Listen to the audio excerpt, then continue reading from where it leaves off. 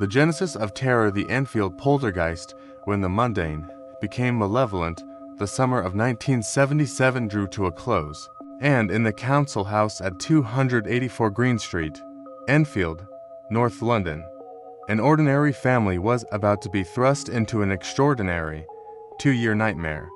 The Hodgson family, Peggy, the single mother, and her 4 children lived a quiet, unremarkable life until August 31st, when an innocuous sound heralded the arrival of an uninvited, malevolent guest. It began with simple, rhythmic thudding emanating from the walls, sounds so dull and persistent that Peggy initially dismissed them as pipe trouble or a neighbor's clumsy repairs. But the sounds escalated rapidly, morphing into a violent, percussive pounding that seemed to vibrate the very fabric of their semi-detached home. The sheer, physical force of the knocking was unmistakable. This was no earthly mechanism, but a declaration of presence. The phenomena soon transcended mere noise. In the ground floor bedroom shared by Margaret, 13, and Janet, 11, the objects began to move. A heavy chest of drawers violently slid across the room, an act that terrified the 2 girls, driving them to flee to their mother's room. Peggy Hodgson, a woman grounded in rational thought, was initially skeptical. Her disbelief, however, shattered when she, too, witnessed the inexplicable, a chair sliding unaided, a marble impacting the floor with impossible velocity. Desperate, she contacted the authorities, leading to the darkly iconic moment where a WPC witnessed a chair seemingly levitate, and quickly signed a statement attesting to the bizarre events before retreating, a unique footnote in police history. The poltergeist, it seemed, had officially registered its presence. The entity's activities quickly intensified, displaying a textbook repertoire of psychokinetic power infused with a sinister focus. Objects, toys, slippers, even fireplace pokers would fly across the rooms, sometimes striking the inhabitants. Yet, the brunt of the attack was reserved for Janet, the 11-year-old middle child, who became the entity's apparent epicenter. Bedclothes were yanked off her with force. She was reportedly thrown from her bed, resulting in bruises. Her room became a crucible of terror, marked by unexplained drafts and the sudden, acrid smell of burning. The poltergeist's intent shifted from mere mischief to targeted, violent harassment, clearly indicating a conscious, malicious intelligence. The case entered its most chilling phase when the entity began to communicate. Initially, it was through the insistent knocking, a simple code of yes and no. But soon, a phenomenon emerged that would define the case and confound experts. The voices, deep, guttural, and undeniably male. These voices began to emanate, seemingly from Janet, yet impossibly deep for a young girl's larynx. They spoke in a coarse Cockney accent, delivering threats, profanity, and terrifying claims of death and fire. The voice claimed to be Bill, a man who had supposedly died in the house decades earlier, speaking of his blindness before death and his restless, malevolent state. The acoustic evidence, later recorded by investigators, remains one of the most compelling and debated aspects of the case, challenging all conventional explanations of sound production. Faced with this escalating horror, Peggy Hodgson turned to the media, leading to the involvement of the Daily Mirror and, crucially, the Society for Psychical Research (SPR). Veteran paranormal investigators Maurice, Grosse, and Lyon Playfair arrived, equipped with cameras, tape recorders, and a relentless determination to document the truth. They became the family's weary guardians, meticulously logging hundreds of hours of inexplicable activity. They witnessed furniture move, documented the spontaneous igniting and extinguishing of fires, and, most importantly, captured the chilling, disembodied voice of Bill. Their investigation marked the transition of the Enfield case from a private family nightmare to a public, documented confrontation between the known world and the terrifying possibilities of the unknown.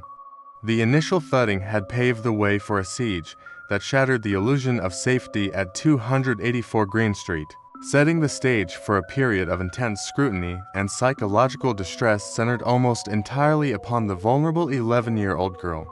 If this dark chapter in paranormal history has you captivated, yearning for the deeper truth behind the terror, be sure to subscribe to the channel now. Don't miss the unfolding saga of Bill's relentless assault.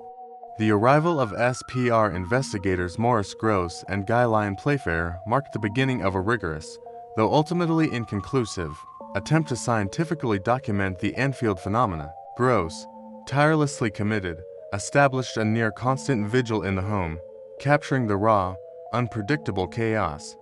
His recordings of the male voice of Bill stand as the most persuasive and perplexing evidence.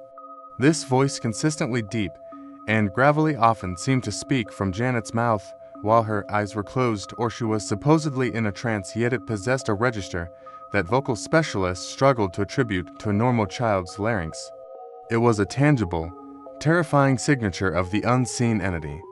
Playfair meticulously documented the staggering physical activity. They witnessed heavy furniture sliding across floors, objects flying, and the chilling levitation centered around Janet.